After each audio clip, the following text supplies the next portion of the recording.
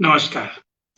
Ajay Joshi, Kayakalp Parivar, international naturopathy organisation holistic health New Delhi से सभी तरफ से आपका स्वागत है। आज हमारा 4th लेक्चर योगासन, प्राणायाम, व्यायाम और ध्यान है। तो इसको हमको सबसे पहले हमने जो समझा योग क्या है, योग के बाद हमने ये देखा कि है ना, उसके अंदर एक-एक स्टेप प्राकृतिक चिकित्सा क्या, प्राकृतिक चिकित्सा का उपचार क्या है। तो आज हम जो समझेंगे वो योग के बारे में। तो सबसे पहले हमको ये समझना है हमारे योग का उद्देश्य क्या है। योग मतलब योगासन जो हम करते हैं, इसका उद्देश्य क्या है। योग का सबसे पहले उद्देश्य है अविद्या का नाश, एजुकेशन, प्रॉपर एजुकेशन, सही एजुकेशन, आत्मज्ञान, है ना, मोह, अहम, इच्छा, काम, क्रोध, मोद, मद, लोभ, इससे दूर रहना, है ना, आत्मिक शक्ति का विकास करना, मानव के चित्त और चेतना के स्तर को उच्चतम स्तर तक पहुंचाना, क्योंकि ईश्वर ने जो मनुष्य को दिया है सर्वगुण संपन्न दिया है, पर उसको यदि हम थोड़ा सा योग के माध्यम से सुधार ले तो सत्यम शिवम सुंदरम का जो उच्चतम स्तर है उस तक हम पहुंच सकते हैं। फिर स्व जागृति, हम दुनिया को जगा सकते हैं, पर हम यदि जागने को तैयार हैं, हम सीखने को तैयार हैं, तो हमारे सारे क्लेश, तनाव का मुक्ति हो जाती है। शरीर, मन, आत्मा का विकास है। योग एक स्वास्थ्य विज्ञान है सबसे अच्छी, और एक रूपता सिखाता है, सदैव प्रसन्नता इसी के द्वारा मिलती है। फिर व्यक्तिगत विकास, आत्म साक्षात्कार, है ना, तो हमको इसको समझना पड़ेगा।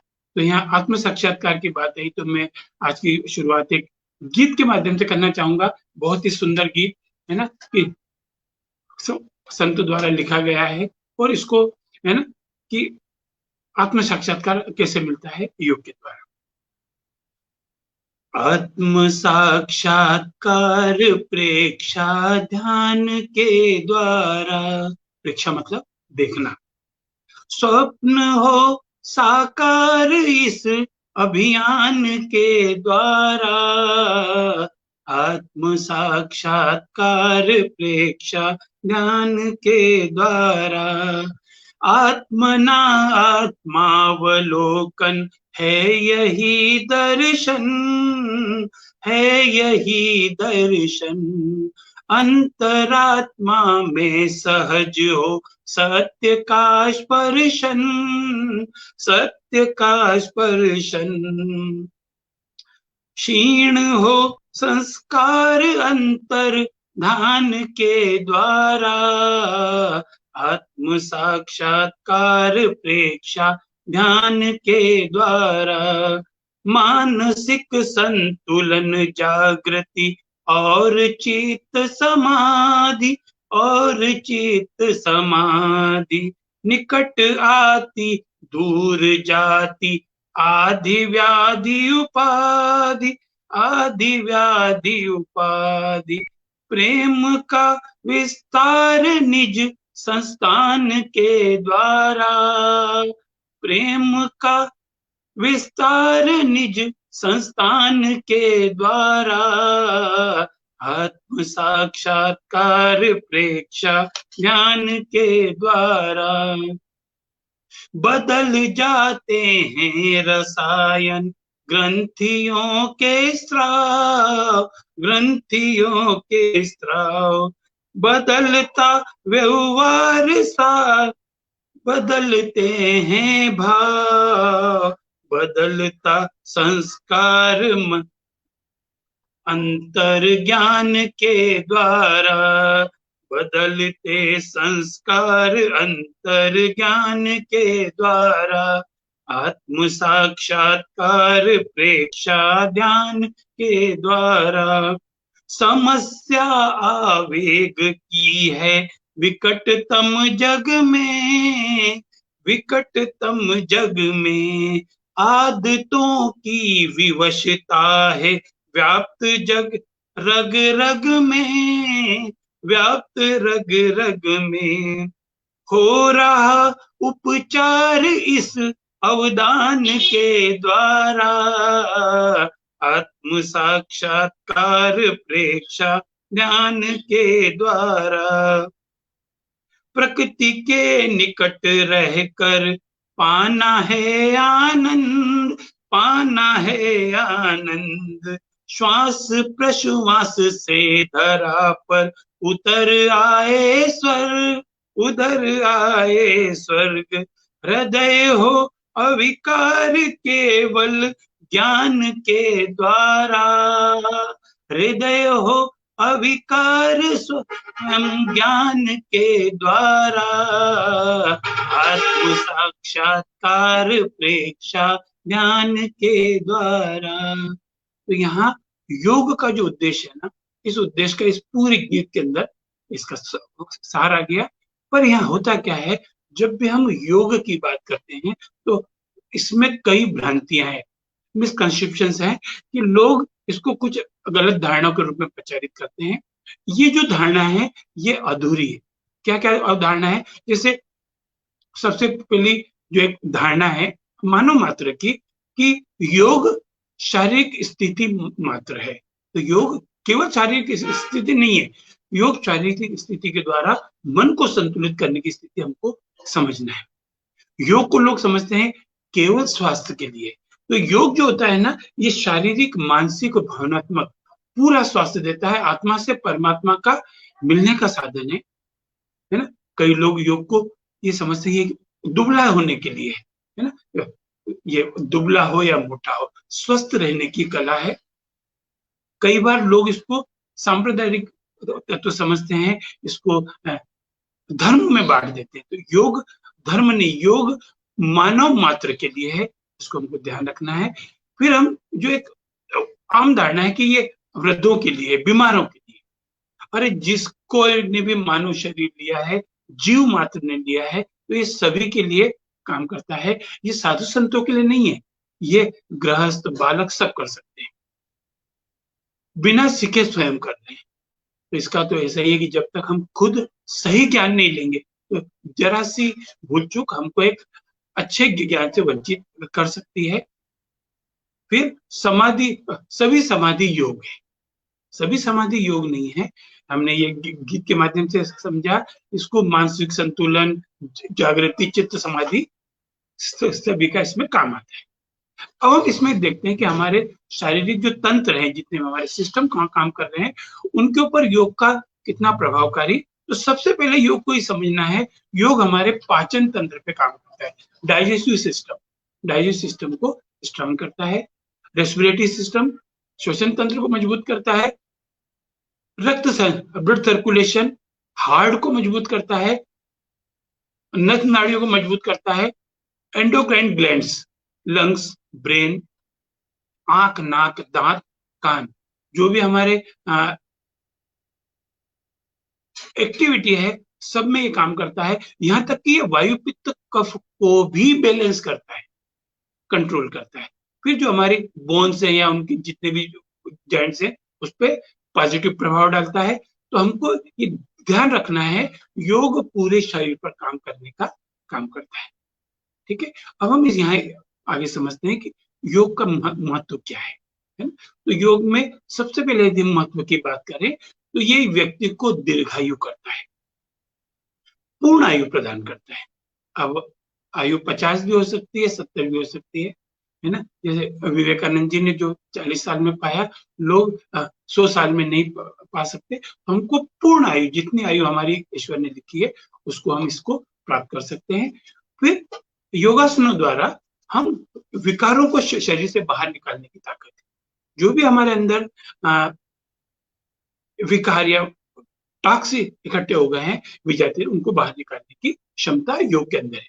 योग से शरीर के अंदर जो सेल्स हैं वो अधिक बनते हैं, टूटते कम है। बॉडी बिल्डिंग सेल्स की नंबर और जो ब्रेक होते हैं उनकी भी। फिर योग को अकेले ही किया जा सकता है। सबसे बढ़िया योग की अपना खुली हवा देखी, वहां पर कर सकते हैं। योग के लिए क्या चाहिए? योग के लिए चाहिए केवल दरी एक साधन हो जाए, ये साधन बहुत कम चाहिए। योग बिना धन व्यय किए, है ना। हमेशा ही ध्यान रखना, हमें जब कोई चीज मुफ्त में मिलती है तो हम उसकी कदर नहीं करते, पर योग ऐसी चीज है जो हम इसको बिना व्यय के हम कर सकते हैं। फिर इसके लिए कोई ज्यादा हमको रूल्स रेगुलेशन नहीं पालने की जरूरत पड़ती है। अगर पेट खाली हो तो ठीक है, तो थोड़ा नाश्ता किया ठीक, हम अपने हिसाब से इसको। फिर ये मानसिक शक्ति बढ़ाता है, क्योंकि शरीर कितना भी बलशाली हो, यदि मानसिक शक्ति मजबूत नहीं है तो शरीर को कोई काम नहीं करता। फिर हमारी इंद्रियों को वश में करता है ना। योग के साथ आदमी चरित्रवान बनता है, क्योंकि चरित्र उसका सबसे बड़ा गुण है। मन की स्थिरता रखता है, बुद्धि को विकास देता है, सत्वगुण प्रधानता रहती है ना। फिर अहिंसा की जो प्रवृत्ति है या आपराधिक प्रवृत्ति है, उसको ये रोक लगाता है। फिर योग वाले जितने भी लोग होते हैं योगी, योगी का मतलब संत महात्मा की बात नहीं करें, जो भी योग करता है उसको कम भोजन में भी उसको एनर्जी लेवल उसका बना रहता है। शरीर की रोग प्रतिरोधक क्षमता का विकास होता है, फुर्तीला बनता है, बॉडी में ब्लड सर्कुलेशन प्रॉपर होता है, और हमेशा चेहरे पे क्रांति होती है, जॉइंट्स पेन में रिलीफ मिलता है। तो इससे कई फायदे हैं।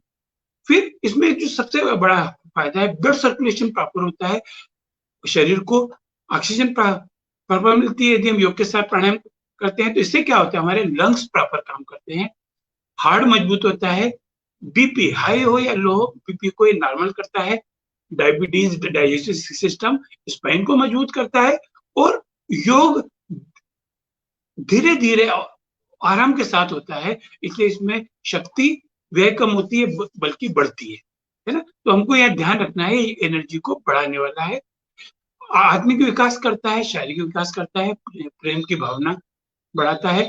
तो योग अपने आप में शारीरिक, मानसिक, आध्यात्मिक उद्देश्यों की प्राप्ति करता है।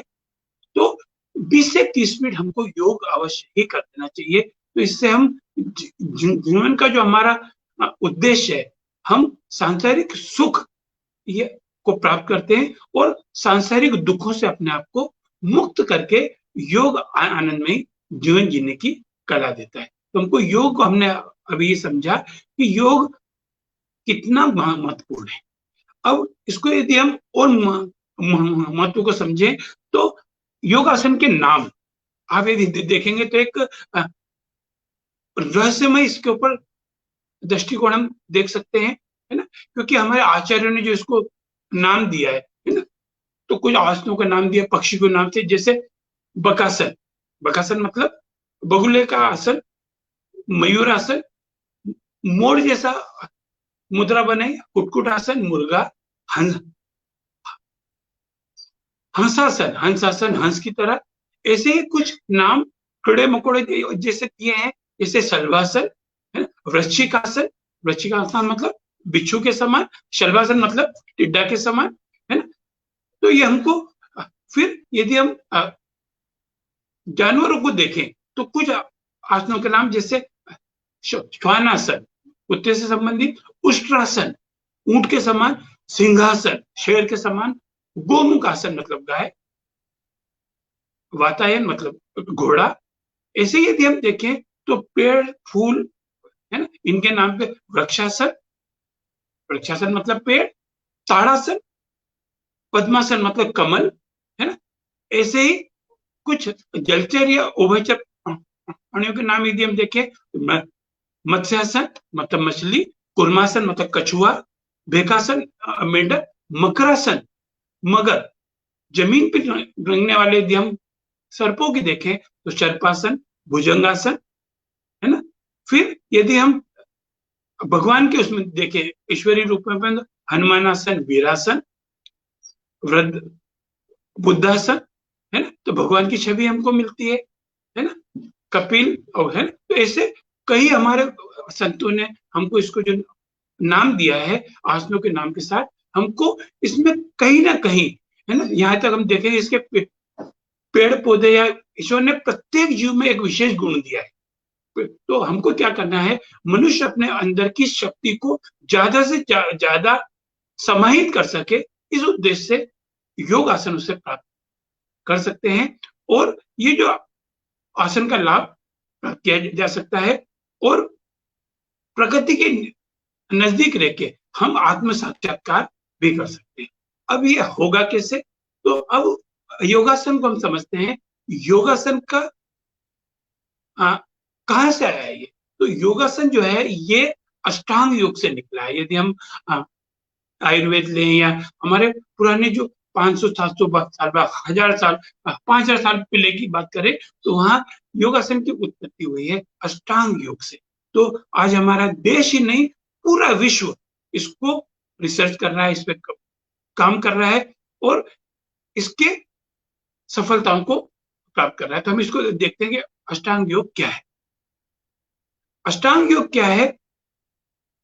अन्य योगों से अलग है, क्योंकि इसकी वजह क्या है? ये एक शारीरिक योग नहीं है, बल्कि एक तरह की कर्म साधना है।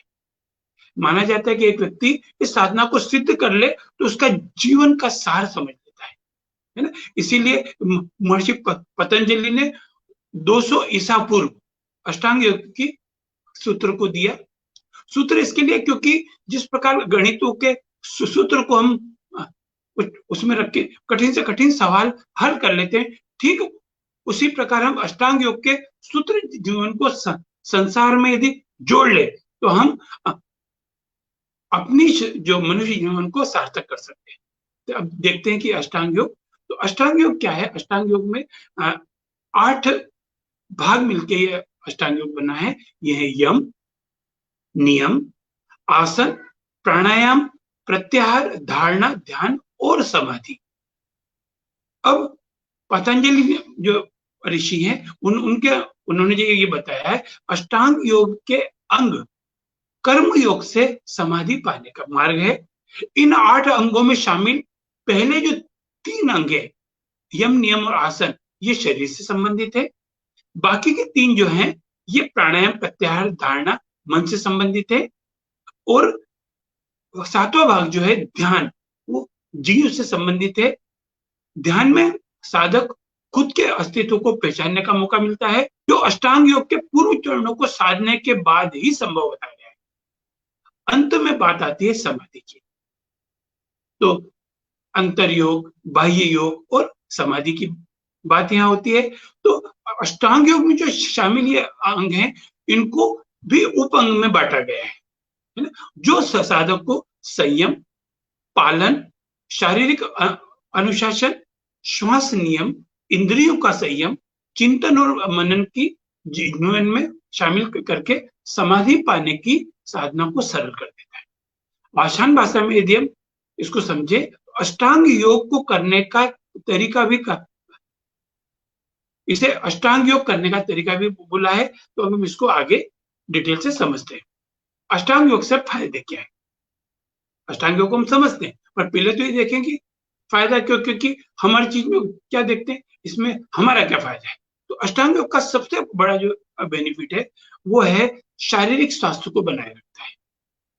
अष्टांग योग के जो जितने भी चरण है ये शारीरिक स्वास्थ्य को बनाने में मदद मिलते हैं। और जो इस पर रिसर्च हुई है, रिसर्च में इस बात का वो मिलता है कि अष्टांग योग को स्टेप वाइज यदि हम ध्यान में रख के यदि करें तो इससे चरित्र का निर्माण होता है। अष्टांग योग में शामिल योगासन और प्राणायाम का लाभ चिंता, तनाव और अवसाद जैसे तनाव को दूर करके मन को स्वस्थ तो रखता ही है, साथ ही साथ शरीर को स्वस्थ बनाए रखने में भी मदद करता है। इस आधार पर हम ये मान सकते हैं कि अष्टांग योग शारीरिक स्वास्थ्य को बनाए रखने में मददगार है। अब हम आगे देखें, ये डायबिटीज को नियंत्रित करने में मददगार है अष्टांग योग। डायबिटीज की समस्या हम देख रहे हैं तेजी से बढ़ती जा रही है ना? विश्व में भी देखें तो अष्टांग योग से इसका लाभ पाया जा सकता है। जनरल लाभ जो डायबिटीज जो रिसर्च है उसके शोध में भी माना गया है कि योग के विभिन्न आसनों के प्रयोग से और यम नियम का पालन करके डायबिटीज की समस्या के जोखिम को कम करने में मदद मिलती है। वहीं रिसर्च ये भी बताती है कि अन्य शारीरिक आसनों के साथ अष्टांग योग भी डायबिटीज की समस्या को राहत दिलाने में मददगार साबित हो सकता है। होता है इसलिए नहीं बोला, क्योंकि जो डायबिटीज है ये जीर्ण रोग, असाध्य रोग है। यदि तीव्र रोग में या तीव्र रोग के पहले ही यदि हमने नियंत्रित कर लिया तो, पर यदि रोग हो गया है तो ये मददगार, रोग को दूर करने में मददगार साबित होता है। फिर जो इसका अगला जो फायदा है, ये मानसिक विकारों को दूर करता है या हमें मानसिक विकारों से बचा के रखता है। जैसा कि हम पहले भी समझ चुके हैं, पहले भी इसको देख चुके हैं कि योग में शामिल आसन और प्राणायाम की प्रक्रिया मन को शांत करती है, साथ ही साथ चिंता, तनाव और अवसाद जैसे विकारों को भी दूर में वो करती है। और मन की एक नौ स्थितियां आदमी के मस्तिष्क से संबंधित है, इसलिए माना जाता है इन तीनों स्थितियों को, है ना, यदि हम नियंत्रित कर ले, मानसिक स्वास्थ्य को हम प्राप्त कर सकते हैं। मन की बात जो होती है ना, कभी कभी अपने आसपास की बात कर लिया करो। अब अष्टांग योग का स्टेप क्या है, स्टेप क्या है, इसको अपन समझते हैं। तो अष्टांग योग जो है, इसको करने के लिए इसके जो स्टेप को समझने के साथ इनके उप अंगों को भी समझना बहुत जरूरी है ना, इसकी सब ब्रांचेस। क्योंकि संपूर्ण अष्टांग योग को जीवन में अगर हमने शामिल कर लिया तो हमको आनंद की अनुभूति होगी। तो अब हम देखते हैं कि इसके प्रथम चरण क्या है। तो प्रथम चरण है ना यम। यम जो है ना, यम के 5 अंग हैं: अहिंसा, सत्य, अस्तेय, ब्रह्मचर्य, अपरिग्रह। अब इन 5 उपक्रम को यदि हम जीवन में शामिल कर लेते हैं तो हमारे अष्टांग योग का पहला चरण पूरा हो जाता है। अब इनको समझते हैं कि हम इनको शामिल कैसे करें। अब अहिंसा, अहिंसा का मतलब क्या? अहिंसा का मतलब यहाँ जो अहिंसा को समझाया है, ये केवल शारीरिक हिंसा ही नहीं है। अष्टांग योग में इस अंग में साधक को अपने विचारों और शब्दों से भी हिंसा भाव को निकालना पड़ेगा। इसका मतलब ये हुआ कि मन किसी भी के भी प्रति बुरे विचार मन में नहीं आने चाहिए। तो अहिंसा में एक उदाहरण अक्सर आता है कि गांधी जी का सिद्धांत, कोई एक गाल पे झापड़ मार दे तो दूसरा गाल आगे कर दो। तो एक जगह मेरा लेक्चर चल रहा था, तो वहां सामने बंदी बैठे हुए थे जेल के अंदर। तो वहां उन्होंने आया कि अगर दूसरे गाल पे मार दे तो मैंने कहा तीसरा गाल खाली पड़ा है। तो अहिंसा का मतलब ये नहीं कि हिंसा सहन करना, हिंसा सहन करना भी एक हिंसा है। तो हमको क्या करना है? पेशेंस रखो, है ना। पेशेंस की एक लिमिट होती है, उसका प्रतिकार हमको उसका विरोध तो करना पड़ेगा, ठीक है। अब अहिंसा के बाद आता है सत्य। सत्य का मतलब क्या? अब ये जो यम का जो सेकंड वो है पार्ट, ये सत्य, इसमें मनुष्य को सत्य धर्म का पालन करना चाहिए। इसका मतलब क्या है? मन, कर्म और वचन से केवल सत्य को जीवन में जगह देने वाला व्यक्ति इस भाग को भी पार कर जाएगा। और सत्य की परिभाषा क्या है? सत्य की सबसे बड़ी परिभाषा है जिसको बोलने से पहले सोचना न पड़े, है ना। अभी आपका नाम क्या है, आपको सोचना पड़ रहा है, इसका मतलब गड़बड़ है। आप कहाँ रहते हो, आपने कल क्या किया, है ना। तो हमको सत्य का पालन करना है। तो इसके लिए हमारा यम में सेकंड स्टेप हम पार कर लेते हैं, है ना। तीसरी चीज है ना, पर ये ध्यान रखना है, सत्य बोलने की कला नहीं सीखना। कि हम क्या करते हैं, सत्य बोलने की कला, बात बात में कसम खाना, ये सत्य का लक्षण नहीं है। सत्य बोलने वाला कभी कसम खाता हो नहीं। फिर कि सत्य को लपेट के बोल दो, है ना। और लोग तो एक बहुत अच्छा बहाना ढूंढते हैं जिसमें किसी का बुरा नहीं हो, वो असत्य बोल सकते हैं। नहीं, सत्य बोलना मतलब सत्य, ठीक है। अब इसके बाद आता है अस्तेय। अस्तेय का अर्थ है चोरी का त्याग करना। ये जो स्टेप बताता है कि व्यक्ति को किसी के भी धन, वस्तु या संपत्ति के प्रति लालच का भाव नहीं रखना, त्यागना पड़ेगा। अस्तेय मतलब मन, कर्म, हमको उसके बारे में लालच नहीं करना। अब आता है ब्रह्मचर्य। आमतौर पर लोग जो ब्रह्मचर्य की परिभाषा समझते हैं या ब्रह्मचर्य का अर्थ समझते हैं, वो समझते हैं शारीरिक संबंधों से जोड़ के निकालते हैं। पर यहाँ जो अष्टांग योग में है, यहाँ प्राकृतिक इंद्रियों को वश में रखने की बात की है। जैसे खाना पीना, मनोरंजन का समय बिताना, आरामदायक बिस्तर, मोह त्यागना, है ना। ब्रह्मा के बनाए आचरणों का पालन करना ब्रह्मचर्य का नियम है। फिर आया अपरिग्रह। अपरिग्रह का मतलब है त्याग करने वाला। आवश्यकता से अधिक त्याग का मतलब नहीं कि बाबा जी बन जाओ, आवश्यकता से अधिक त्याग नहीं करना। इसलिए यम के इस अंतिम चरण में हमको मोह और लोभ, जरूरत से अधिक धन संपत्ति साधन की चाहत करना, इकट्ठा करना, जिसे विकारों से दूर रखने की सलाह दी जाए। अब इसका अर्थ हुआ क्या? इसका अर्थ एक ही हुआ, जो यम के इन पांचों स्टेप का पालन करेगा वो यम का पहला नियम पार कर जाएगा, तो उसका आत्मिक विकास हो जाएगा, है ना। अहिंसा नहीं करेगा, अहिंसा सत्य बोलेगा, ब्रह्मचर्य का पालन करेगा, उनको ध्यान। अगला जो अष्टांग योग में है वो है नियम। नियम क्या है? नियम की जो आती है स्टेप, उस सेकंड है। सेकंड क्यों है? जिसने यम पाल लिया उसके लिए नियम आसान हो जाता है। तो हमको पहली स्टेप पालने के बाद दूसरी स्टेप पे ध्यान रखना पड़ेगा। इसके भी 5 उपअंग है: शौच, संतोष, तप, स्वाध्याय और ईश्वर प्राणिधान। इन जो नियम है, इन नियमों को हम यदि अपने लाइफ में अडॉप्ट कर लें तो हम दूसरी चरण को पार कर लेते हैं। अब इनको हम समझते हैं कि ये इसके स्टेप क्या है। तो सबसे पहला है शौच। शौच का मतलब है सफाई। तो तन, मन, अन्न, वस्त्र और स्थान की शुद्धि, है ना। तो शौच में यदि हम तन की शुद्धि करें तो यहाँ पे नेति, धोती, बस्ती, कुंजल क्रिया आती है। अन्न की शुद्धि करें तो आहार की शुद्धि आती है। वस्त्र की शुद्धि तो हम, है ना, स्थान की शुद्धि, तो ये चीजें आती है शौच में, सफाई। देन आता है संतोष। संतोष का इसका सीधा सीधा अर्थ है बिना फल या परिणाम की इच्छा के बगैर अपने कर्म करते जाना। क्योंकि कर्म हमारे हाथ में है, फल देना किसके हाथ में? ईश्वर के हाथ। पर संतोष का मतलब ये नहीं कि चाहत नहीं करना, चाहत आप में होना चाहिए, है ना। जो मिला है उसमें संतोष कर लो और आगे अपने ड्रीम बड़े बड़े रखो, उसके लिए कर्म करते रहो। फिर आता है तप। तप का अर्थ है, अब तप का मतलब लोग क्या समझते हैं? तपना है तपस्या करना, नहीं। यहाँ तप का मतलब है अपने कर्म को, अपने व्यवहार को किसी भी परिस्थिति में पूरी ईमानदारी से करना। कितनी भी विपरीत परिस्थितियां आए, है ना, विपरीत आए या पक्ष में आए, अपना काम करते जाओ, काम करते जाओ। क्योंकि ये हमेशा ध्यान रखना है, बोना हमारे हाथ में है, काटना हमारे हाथ में, बीच का प्रोसेस हमारे हाथ में नहीं है। तो करते जाओ, करते जाओ, करते जाओ। कर्म कर बंदे ये दिन तेरे गुजर जाएंगे, तुझ पे हंसी करने वालों के चेहरे एक दिन उतर जाएंगे। हमको क्या करना है?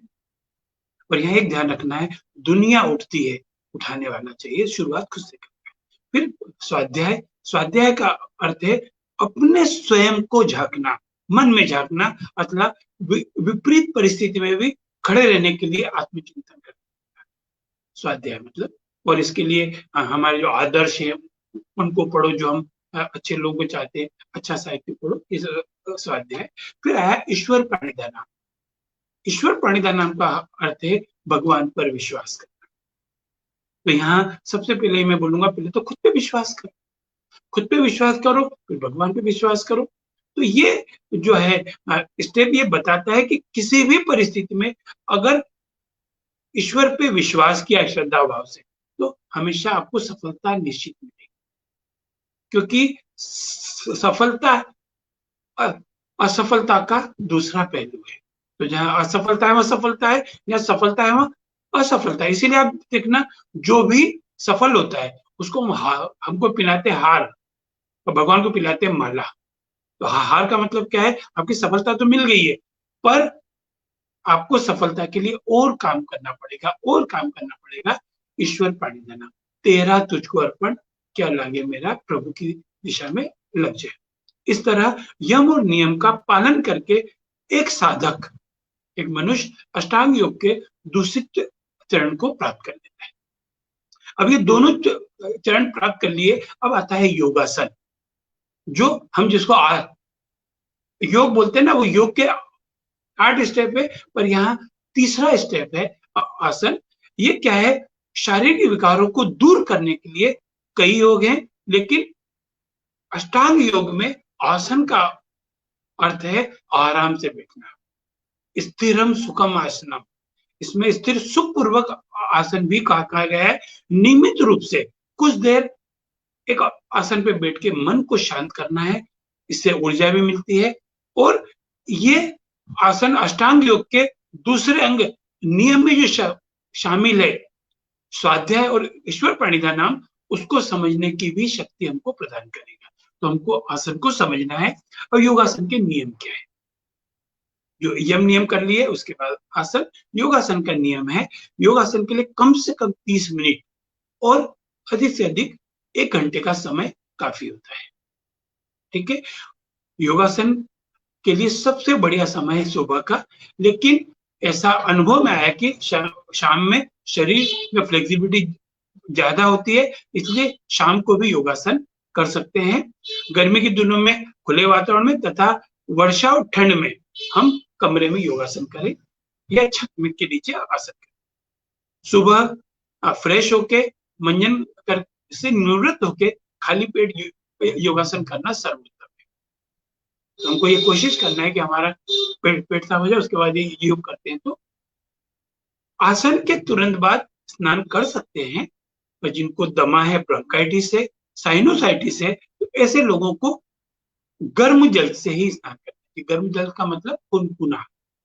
ठीक है, अगर ज्यादा गर्म से करेंगे तो शरीर को नुकसान होता है। फिर आखिरी स्नान ठंडे का होना चाहिए। तो योगासन के लिए नियमितता जरूरी है। यदि समय भी निश्चित हो, स्थान भी निश्चित हो, तो रिजल्ट अच्छे मिलते हैं। आसन करते समय ध्यान या प्रार्थना की जा सकती है। तो जब भी आसन करें, शुरुआत में ओम का प्रणव या ध्यान प्रार्थना करें, समापन में योग और आसना करें।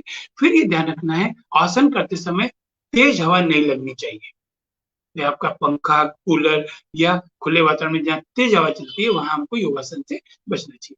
खाना खाने के 4-5 घंटे बाद या हल्के नाश्ते के 2 घंटे बाद योगासन कर सकते हैं। तो यहाँ फ्लेक्सिबिलिटी, क्योंकि हमारी सबकी समय की अनुकूलता प्रतिकूलता अलग अलग होती है, पर ये ध्यान रखना है प्रतिदिन नियमित आसन करना चाहिए। अपने आसन का पुनर्निरीक्षण करें और इस कार्य को अपनी आदत बना लें। ठीक है, महिलाओं को मयूर आसन नहीं करना चाहिए, क्योंकि मयूर आसन महिलाओं के लिए निषेध है, ध्यान रखना है। हार्ट डिसीज हो या बीपी हो, हाई बीपी को, तो उनको योग विशेषज्ञ या डॉक्टर की परामर्श से, है ना, योगासन करना चाहिए। वे प्राणायाम कर सकते हैं शुरुआत के दौर में, या शरीर संचालन वगैरह कर सकते हैं। यदि कोई आसन अनुकूल नहीं बैठता है तो उसे जबरदस्ती नहीं करें या देखा देखी न करें। इसके लिए छोटा सा एक सवाल मैं अक्सर पूछता हूँ कि बागड़ के अंदर 50 भेड़ थी, शिप। एक बागड़ में एक भेड़ बागड़ कूद के भाग गई, कितनी बची? जनरली जवाब मिलता है 49, पर यहाँ जो सही जवाब वो है 0, क्योंकि भेड़ क्या करती? देखा देखी। तो हमें योगासन करते समय कभी भी देखा देखी नहीं करना है। आपकी शरीर की अनुकूलता प्रतिकूलता का ध्यान रखना है। ठीक है, तो यदि कोई आसन हमको प्रतिकूल नहीं बैठ रहा तो जबरदस्ती मत करो, है ना, क्योंकि ऐसा मत सोचो कि वो कर रहा है तो मैं भी कर सकता हूँ, क्योंकि सब लोगों की बॉडी स्ट्रक्चर, बॉडी की कैपेसिटी अलग अलग होती है। योगासन हमेशा शांत और प्रसन्नचित्त होकर स्वच्छ वातावरण में करना चाहिए, क्योंकि जितना स्वच्छ वातावरण में करेंगे उतना अच्छा है। आसनों के क्रम का ध्यान रखना चाहिए। एक आसन के बाद उसका पूरक आसन करना चाहिए। ये क्या होता है पूरक आसन?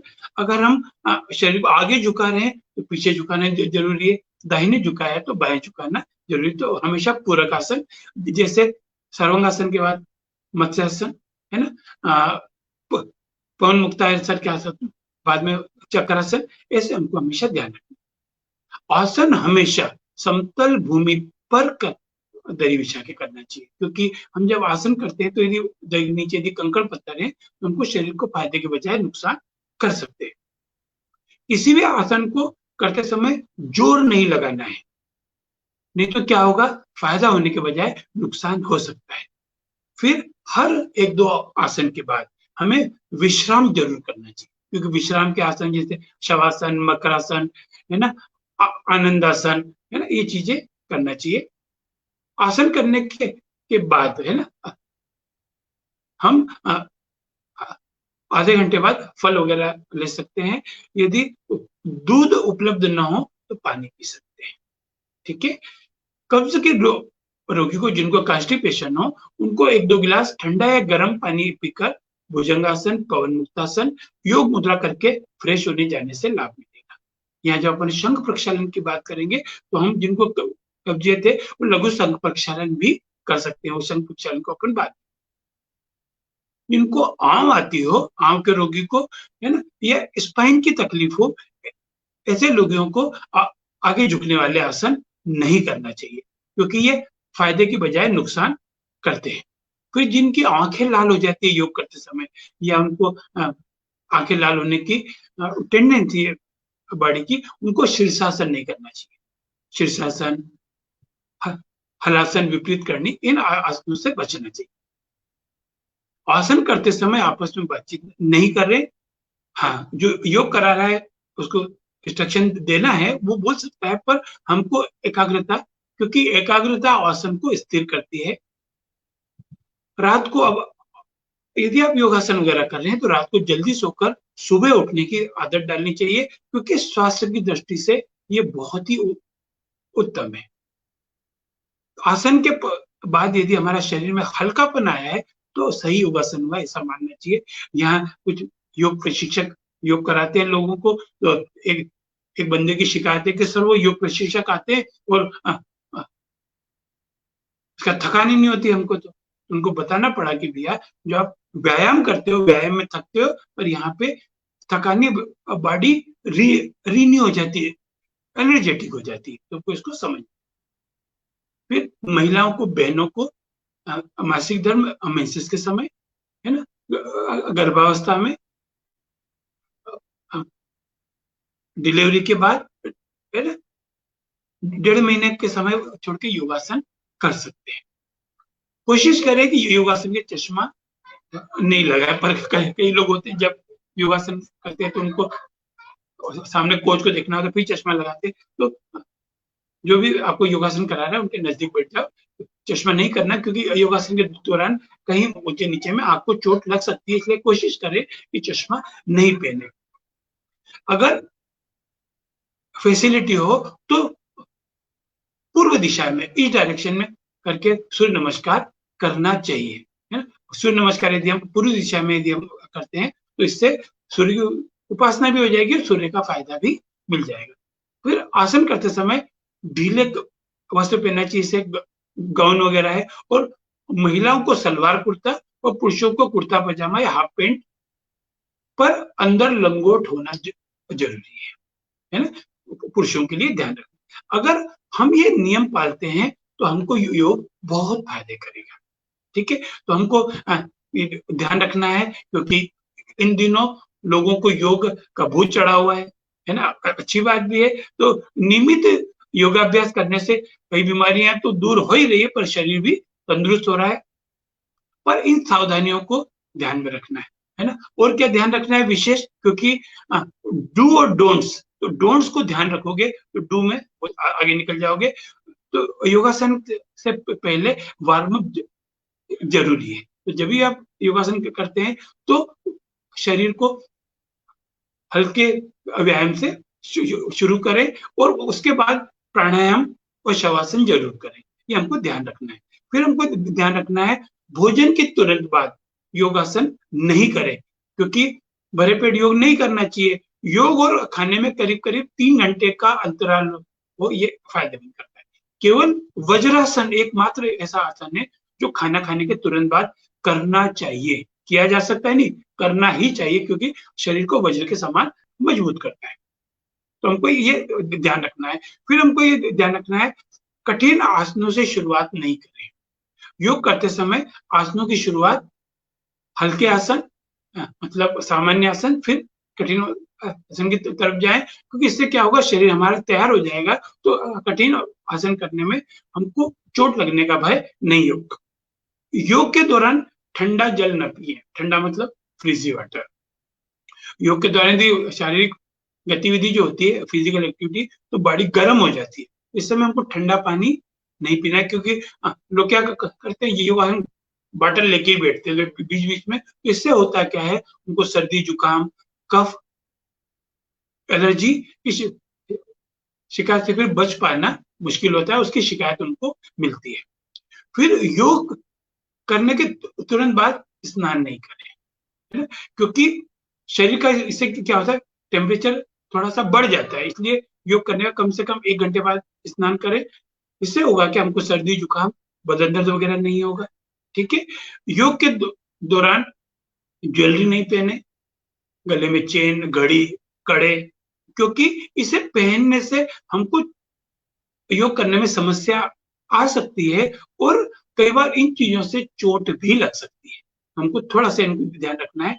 फिर बीमारी के दौरान अगर कोई हमें डिसीज है तो हमको योगासन करने से बचना चाहिए, क्योंकि यह करना है जैसे अभी कोरोना काल में जो लोग क्वारंटाइन हो रहे हैं, वो योग प्राणायाम कर रहे हैं, तो समय किसी डॉक्टर या योग एक्सपर्ट की सलाह लेके हम उस समय के लिए उपयोगी आसन वगैरह कर सकते हैं। फिर अगर शरीर का पीठ दर्द है, घुटने में तकलीफ है या मसल्स में कोई पेन है, तो एक्सपर्ट की राय लेके, है ना, क्योंकि फायदे का नुकसान नहीं हो, शरीर को फायदा मिले, इसलिए हमको ध्यान रखना है। फिर किताब या ठंडी देख के योगासन न करें। हम क्या करते हैं, किसी की कैसेट ले आए, है ना, हमने उसका फेसबुक में देख लिया या है ना गूगल में ढूंढ लिया, इससे लाभ नहीं मिलेगा। क्योंकि किसी एक्सपर्ट की सलाह लोगे तो योग ज्यादा फायदे देगा। एक छोटा सा उपाय जो जनरली हम ध्यान नहीं देते हैं, योग के दौरान पसीने के द्वारा पानी को बाहर निकालने में मदद करें, है ना। इसलिए योग के दौरान बाथरूम जाने से बचना चाहिए, क्योंकि बाथरूम गए तो पसीना कम निकलेगा। हाँ, यदि हमें योग की सब योग के लिए जा रहे हैं तो हम, है ना, पेशाब करने जा सकते हैं, पर योग के दौरान हमको कोशिश करना है कि हम उसको अवॉइड करें। तो हमने ये समझा अष्टांग योग के तीसरे भाग को, यम नियम के बाद आसन। अब हम देखते हैं प्राणायाम। प्राणायाम, प्राणों को आयाम देना, प्राणों को गति देना। अभी क्या है प्राणायाम? तो प्राणायाम का सीधा अर्थ क्या? अभी प्राणायाम को यदि हम समझे तो श्वास को लेना, श्वास को छोड़ना। ईश्वर की सबसे सुंदर देन, या हम इसको कहें ईश्वर की सबसे सुंदर भेंट, वो क्या है? श्वास प्रश्वास। तो हमको उसको आयाम देना, इसको हम, तो अष्टांग योग में ये जो स्टेप है, इसको दिया है योगासन के बाद दिया है ना, क्योंकि इससे होगा क्या, हम श्वास लेने की प्रक्रिया से हमारा जहां भी कार्बन डाइऑक्साइड या दर्द वगैरह है वो रिलीज होगा। अनुलोम विलोम, भस्त्रिका, कपालभाति, कुछ ऐसी ही योग क्रिया है। इनका नियमित अभ्यास करने से साधक में प्राण ऊर्जा, है ना, का विकास होता है और इम्यून सिस्टम बढ़ती है। ठीक है। तो हमको प्राणायाम में, अब प्राणायाम को जो करना है, हमको इसमें दृष्टि आएगी, देश दृष्टि, काल दृष्टि, संख्या दृष्टि। तो क्या करना है, हमको ये देखना है, हम नासिका से जो प्राण निकाल रहे हैं और वो प्राण कहाँ तक जा रहे हैं। श्वास लिया, नाक के रास्ते, कंठ से होते हुए लंग्स में गया, लंग्स से हार्ट में, हार्ट में शुद्ध ब्लड में मिलकर पूरी बॉडी में गया, फिर पूरी बॉडी से। तो हमको ये ध्यान रखना है, हम श्वास प्रश्वास को देखना किस तक जा रहा है। फिर काल दृष्टि, परिदृष्टि, कितने समय में लिया, कितने समय में छोड़ा। तो यहाँ आयुर्वेद का नियम हमको ध्यान रखना है, योगासन का नियम ध्यान रखना है, जितने समय में लिया दुगने समय में छोड़ना है। तो हमें समय का, है ना, कितनी मात्रा में निकालना, फिर अंदर कितना लेना, रोकना कितना। अब जहां रोकने की बात है तो यहाँ हो जाएगा, जितने समय में लिया उससे दुगने समय में रोकना, और जितने समय रोका उससे दुगने समय, यानी चौगुने समय में छोड़ना। तो यहाँ छोड़ने पर विशेष ध्यान देना है, यह काल प्रदृष्टि। फिर आई संख्या परिदृष्ट।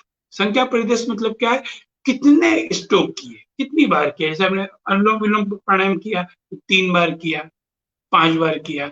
कपालभाति में कितने स्ट्रोक लगाए, लोग 400-400 स्ट्रोक लगा रहे हैं, 500-500 स्ट्रोक लगा रहे हैं। यह नंबर गेम नहीं है, कितना सही लगा रहे हो। और यहाँ आपका मुकाबला आपसे है। हमको क्या करना है, कल कितने स्ट्रोक हुए थे, कल यदि मान लो 50 स्ट्रोक हुए तो आज मुझे 50 से ज्यादा करना है। धीरे धीरे होगा क्या, आपका प्राणायाम भी दीर्घ होगा, सूक्ष्म होगा और हल्का होता जाएगा। तो जैसे जैसे साधक अपना अभ्यास बढ़ाता जाएगा, वैसे वैसे रेचक, रेचक मतलब छोड़ना, पूरक मतलब लेना, और कुंभक, तो इसमें क्या होगा, उसका श्वास हल्का सूक्ष्म होता जाएगा। तो यही प्राणायाम का मुख्य उद्देश्य है। ठीक है, अब आया प्रत्याहार। प्रत्याहार का मतलब है रोकना या वापस लेना। अष्टांग योग में जो है, यदि हम प्रत्याहार को समझेंगे तो इंद्रियों के कारण खर्च होने वाली अनावश्यकता जो ऊर्जा है उसको नियंत्रित पे जोड़ दिया गया है। इसका मतलब क्या है, बोलना, सुनना, खाना, देखना, महसूस करना जैसी क्रियाएं संतुलित अवस्था में रहे। इन क्रियाओं के माध्यम से शरीर की अनावश्यक ऊर्जा नष्ट नहीं हो। तो हमको प्रत्याहार का ध्यान रखना है। फिर आया धारणा। प्रत्याहार के बाद आई धारणा।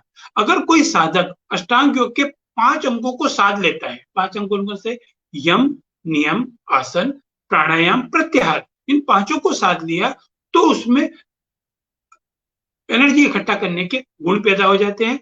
और इस ऊर्जा को कैसे खर्च करना, इसके लिए धारण करना भी इंपॉर्टेंट है। इसलिए जरूरी है कि मनुष्य हमेशा वर्तमान में जिए और संतुष्ट रहे, साथ ही ईश्वर पर विश्वास रखे।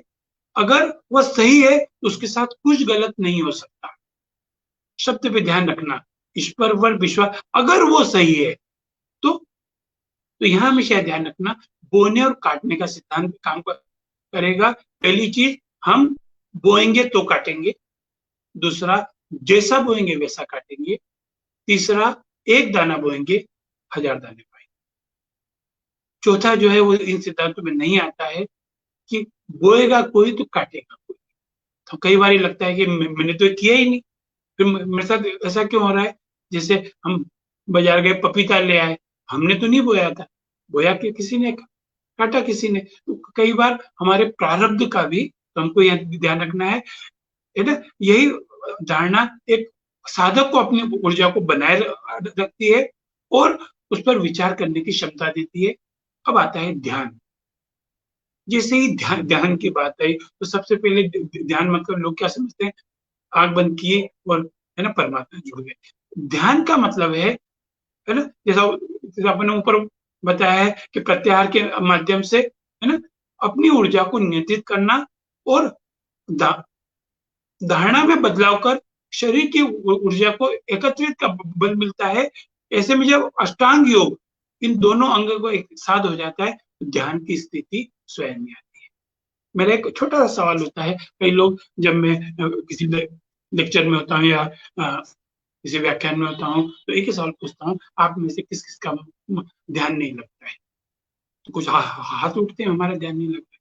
तो मैं से ये सवाल पूछता हूँ, आप घर से हॉल तक आए, कितनी जगह टकराए, कितने खंबे से टकराए, गाय कुत्ते से टकराए, वो टकराए नहीं। खाना खाया आपने, यहाँ खाया, क्यों, ध्यान से खाया। तो ध्यान मतलब हम जो भी होश हवास में जो काम कर रहे हैं, ये ध्यान की अवस्था होती है। इसमें मन, मस्तिष्क और व्यक्तित्व सारे विकार दूर हो जाते हैं और कुछ बाकी नहीं रहता। और जब कुछ बाकी नहीं रहा, अंत में आती है समाधि। समाधि मतलब शून्यता, है ना। तो यहाँ एक स्टोरी मेरे को याद आती है। एक व्यापारी अपनी दुकान खोल के आराम कर रहा था। कुछ मनचले नवयुवक आए और नवयुवकों ने उनको उठाया, उनको छेड़ा, दादा क्यों सोए हो? बोले यार धंधा नहीं है इसलिए सो रहा हूँ। बोले सोगे तो धंधा कैसे होगा? नहीं आप जागो। तो बोले अच्छा इससे क्या होगा? बोले आपका दुकान बढ़ेगी, 1 से 2 दुकान होगी, फिर आप ये कमाओगे फिर आप आराम से सोओगे। उस व्यक्ति ने कहा मैं आज ही आराम से सो रहा हूं। तो समाधि का अर्थ है जिसे हम भगवान, अल्लाह, खुदा कहते हैं, उन सब में एक भाव आ जाए कि हम ईश्वर की संतान है, और फिर विचार करने का कुछ बचता ही नहीं है ना। तो हमको क्या करना है? यम, नियम, आसन, प्राणायाम, प्रत्याहार, धारणा, ध्यान, इनको हमेशा स्टेप वाइज पालन करना है, और इनको पालन करके, है ना, हमको आध्यात्मिक आनंद की ओर जाना है। पर यहाँ एक हमारी जो एक मिथ्स है, मिथ्स मतलब गलत अवधारणा है कि योगासन और व्यायाम एक ही है। तो अब हम यहाँ ये समझते हैं इस स्टेप पे कि योगासन और प्राणायाम में क्या अंतर है, क्या है दोनों, है ना। तो हमको ये ध्यान रखना है योगासन और प्राणायाम एक है ऐसा नहीं है, इन दोनों का अपना अपना इंपॉर्टेंस है, क्योंकि योग एक कसरत नहीं है। कसरत में आप सिर्फ शारीरिक प्रक्रिया करते हैं, लेकिन योग आपको शारीरिक, मानसिक, आध्यात्मिक प्रक्रिया करता है। योगासन शरीर को स्थिरता को बनाए रखता है, जबकि शरीर व्यायाम जो होता है शरीर में गतिशीलता को बढ़ाता है। तो जो अधिकतर लोग हैं वो योगासन प्राणायाम को एक ही, योगासन और व्यायाम को एक ही समझते हैं, परंतु हमको यहाँ ध्यान रखना है कि ये दोनों एक नहीं है। अब हम जानते हैं इनमें अंतर क्या है। तो यदि मैं व्यायाम को एक्सरसाइज यहाँ, क्योंकि है एक्सरसाइज में जो आप श्वास पे ध्यान नहीं देते और श्वास काफी तेज चलती है, और योग में आप श्वास का संतुलन बनाए रखते हैं, और आसन का आधार श्वास है। तो हमेशा ध्यान रखना, आपने कुत्ते को देखा होगा, चूहे को देखा होगा, ये ब्रीथ, इनकी उम्र होती है कम। कछुए को देखा होगा, हाथी को देखा होगा, अजगर को देखा होगा, ये ब्रीथ कम लेते हैं। तो हमेशा श्वास जितनी कम लेंगे उतनी उम्र बढ़ती है। तो यहाँ यदि हम श्वास काफी तेज ले रहे हैं तो हमारी उम्र पे भी फर्क पड़ता है, स्वास्थ्य पे भी फर्क पड़ता है। फिर योगासन क्या करता है? हमारे आंतरिक अंगों को, है ना, digest system, blood circulation system, सबको ठीक करता है। जबकि व्यायाम क्या करता है? शरीर को बलिष्ठ दिखाई देता है, ये मसल्स आ गए, तो ये मसल्स पे फोकस नहीं करते। योगासन शरीर को लचीला बनाता है, मसल्स को फ्लेक्सिबल बनाता है, जबकि एक्सरसाइज मशीन मसल्स को टाइट करती है, कड़ा बनाता है। व्यायाम में, है ना, तीव्रता को देते हैं जोर, जबकि योगासन में रिलैक्सेशन को जोड़ देते हैं। तो हमको इसको समझना पड़ेगा। एक्सरसाइज करने से पाचन शक्ति तेज हो जाती है, एक्सेस लोड पड़ता है, इससे भूख ज्यादा लगती है और इंसान अधिक खाता है, तो डाइजेशन बिगड़ जाएगा। योग में होता क्या है? पाचन शक्ति स्लो एंड परफेक्ट हो जाती है, इससे भूख कम लगती है और इंसान कम खाने लगता है। कम खाने का मतलब जितनी जरूरत है उतना ही खाता है ना। तो हमको ये ध्यान रखना है भोजन पे भी। फिर हम जब व्यायाम करते हैं तो व्यायाम करने में एनर्जी लॉस होता है, आप थक जाते हैं, पर योग करने में एनर्जी सेविंग होता है, आप फ्रेश रहते हैं। एक्सरसाइज करने के लिए आपको जगह चाहिए, साधन चाहिए, पर योग करने के लिए एक मिनट, थोड़ी सी जगह बहुत है ना। फिर यहाँ व्यायाम में आपको ध्यान केंद्रित नहीं करना पड़ता है ना, आपको पर यहाँ ध्यान केंद्रित करना पड़ता है, जिसके शरीर के प्रति जागरूकता पैदा होती है। एक्सरसाइज के कोई सिद्धांत नहीं है, आम रूप से देखें आजकल तो एक्सरसाइज में भी कोचेस आने लगे हैं, आजकल इसमें भी सिस्टम आया है, ये भी योग प्राणायाम के ऊपर काम कर रहे हैं। ऐसा बोलना गलत है कि इनके कोई सिद्धांत नहीं, पर सामान्यता देखेंगे तो कोई, पर योग के जो सिद्धांत है, सही भोजन, सही सोच, सही श्वास, नियमित व्यायाम और आराम, है ना। तो हमको ये ध्यान रखना है। एक्सरसाइज जो है ये हर उम्र का आदमी नहीं कर सकता, या वृद्ध या बीमार व्यक्ति, पर योगासन जो है वो बीमार हो, है ना, हर व्यक्ति के लिए अपनी अपनी चीजें मौजूद है। ठीक है, तो ये हम लोगों ने योग और एक्सरसाइज को समझा। अब हम ये समझते हैं शंख प्रक्षालन। शंख प्रक्षालन को इसलिए समझना जरूरी है क्योंकि शंख को धोना, है ना, शंख मतलब हमारे जो शरीर की बनावट है अंदर से बहुत ही घुमावदार है ना। तो अभी शंख प्रक्षालन क्या है ना, हम इसको समझते हैं। शंख प्रक्षालन एक क्लींजिंग प्रोसेस है ना। तो इसमें टॉक्सिक, है ना, हम डिटॉक्स होते हैं और इन बेकार तत्वों को अपने शरीर से बचाता है। इस तरह से हम अभ्यास करके अपने आप को स्वस्थ ही नहीं करते, बाकी सारी बीमारियों से दूर करते हैं।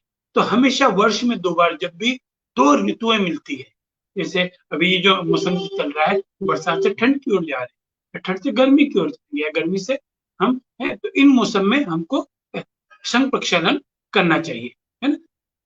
तो शंख प्रक्षालन 2 शब्दों से बना है, शंख, है ना, जिसका प्रयोग हम आंतों के लिए कर सकते हैं, और प्रक्षालन मतलब आंतों के भीतरी भाग को धोना, है ना। तो इस तरह यदि हम देखें तो शंख प्रक्षालन एक ऐसी शोधन क्रिया है जो आंतों की सफाई करती है।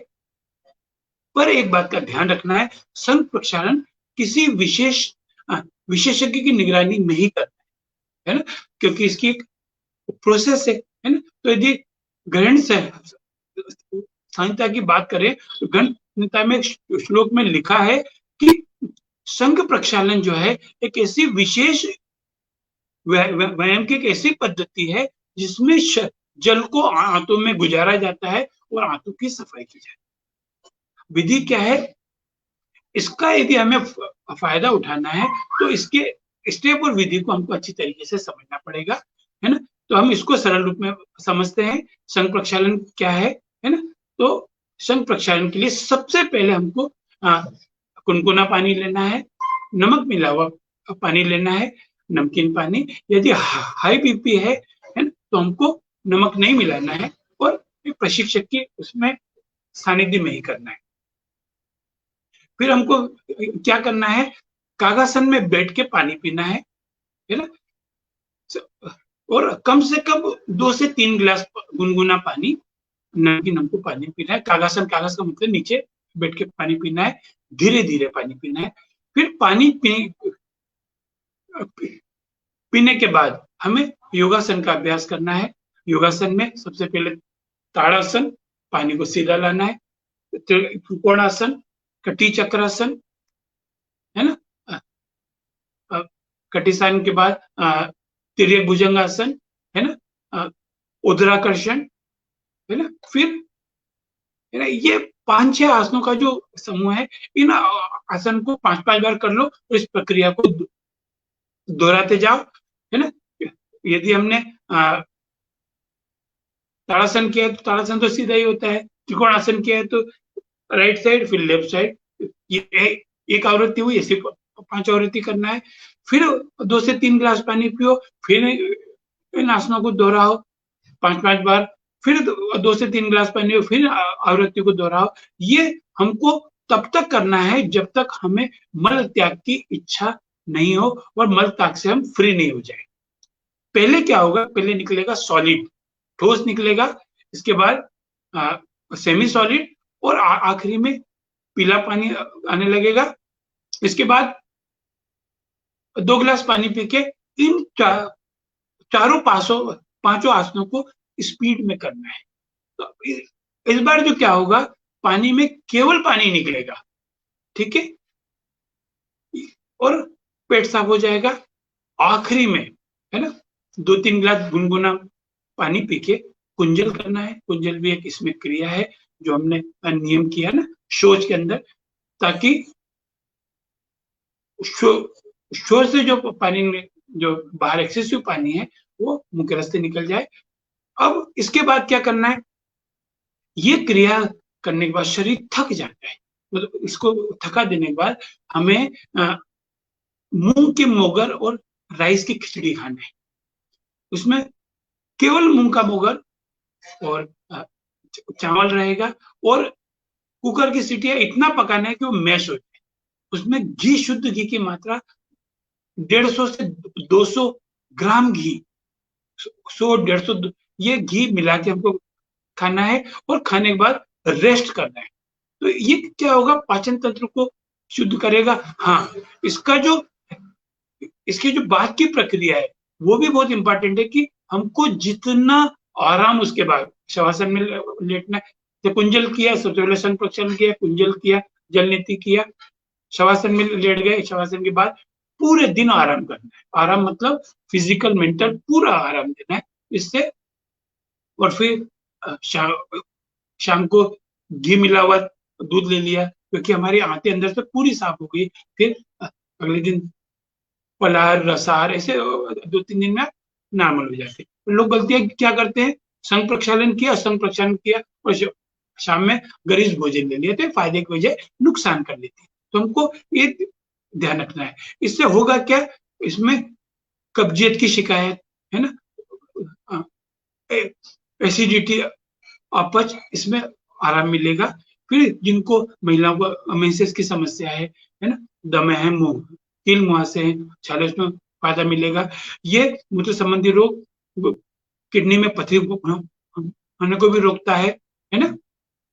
यदि उपवास या आंशिक उपवास किया जाए तो उसमें भी शंख प्रक्षालन से फायदा मिलता है। अब जिसकी प्राकृतिक सफाई नहीं हो पा रही है तो इस प्रक्रिया से आंतों की गड़बड़ी शुद्ध हो जाती है। अब ध्यान क्या रखना, डू और डोंट्स, हमेशा डोंट्स पे ध्यान रखना, डू अच्छा हो जाएगा। हमेशा ये ध्यान रखना है, ये योग क्रिया है और एक विशेष योग क्रिया है, इसको योग प्रशिक्षक के सामने ही करना है और विशेषज्ञ द्वारा बताई गई बातों का पालन। ठीक है। इस क्रिया के बाद गर्म पानी से नहाना है, ठंडे पानी का प्रयोग बिल्कुल नहीं करना है। शरीर को ठंडी हवा से बचाना है, अर्थात तुरंत नहाने के बाद शरीर पर वस्त्र रखें।